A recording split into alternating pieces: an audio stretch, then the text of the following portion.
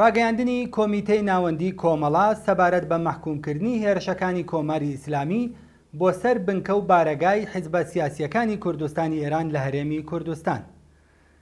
ڕژیمی کۆماری ئیسلامی لە توانایدا نییە ڕاپەڕینی شۆڕژگێڕانەی خەڵکی ئێران خامۆش بکات، هەر بۆیە بە ئامانجی لادانی سەرنج لەسەر دیمەنی شکۆداری ئاخێزی خەڵک لە شەقامەکانی کوردستان و ئێران و ڕاکێشانی سەرنجەکان بەرەو دەرەوەی سنوورەکان لە کاژمێر دەوسی خولەکی سەر لە بەیانی ئەمڕۆ چوارشەممە 6 مانگی ڕەزبەر بنکە و بارەگای لایەنە سیاسیەکانی کوردستانی ئێرانی لە قوڵایی خاکی هەرێمی کوردستاندا کردە ئامانجی هێرشی موشەکی و پەهبادی. لەم هێرشانەدا مەقەڕەکانی ڕێکخراوی شۆڕژگێڕی زەحمەتکێشانی کوردستانی ئێران، ڕێکخراوی زەحمەتکێشانی کوردستانی ئێران، حیزبی دموکراتی کوردستانی ئێران و پارتی ئازادی کوردستان کراونەتە ئامانج. بە پێی دوایین هەواڵەکان لەم هێرشانەدا 9 کەس گیانیان بەخت کردووە و چەندین کەسی دیکەش بریندار بوون.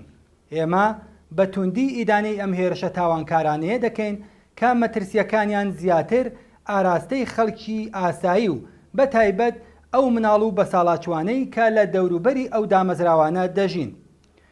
کۆماری ئیسلامی لە ماوەی ساڵانی ڕابردوودا چەندین جار کردەوەی تێرۆریستی و هێرشی موشەکی و تۆپبارانی لە دژی حیزبەکانی ئۆپۆزیسیۆن و خەڵکی ئاسایی هەرێمی کوردستان ئەنجام داوە.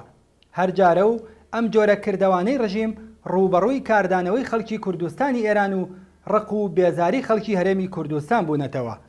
سەرەڕای هەموو ئەمانە کۆماری ئیسلامی وانەی لە ڕابردوو وەرنەگرتووە و نەیتوانیوە بڵێسەی ڕاپەڕینی شۆڕژگێڕانەی خەڵکی کوردستان و ئێران خامۆش بکات.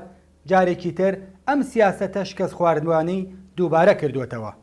ئێمە دڵنیاین کە ئەو شەپۆلە بەرینەی دوای کوشتنی ژینای جوانەمەرگ لە کوردستانەوە کەوتە ڕێو تەواوی ئێرانی گرتەوە، بەم هەوڵە لاواز و بێ ئاکامانە دانامرکێتەوە.